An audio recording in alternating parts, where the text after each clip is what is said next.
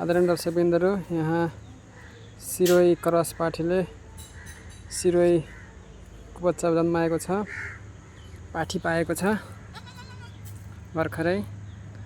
अब हजुरहरूले चाहिँ यो बाख्रा त्यो बाख्रा भनेर विशेष गरी बाख्रा रोज्नुभन्दा यसरी दुधालु बाख्राहरू रोज्नु होला। यसरी हेर्नुहोस् कसरी थनहरू ठुला छन्। यसले कम्तीमा 1 लिटर दुध दिन्छ। अहिले भर्खरै दुयौँ भने पनि यो हिसाबको माउहरू बाट जन्मिएका सन्तानहरू एकदमै हेल्दी हुन्छन्। भर्खरै 1 घन्टा पनि भएको छैन, हेर्नुहोस् उठेर दुध चुसिसकेको छ यसले।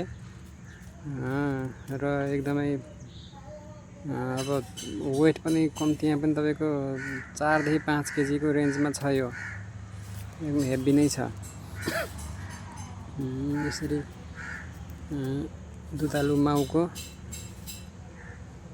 बच्चा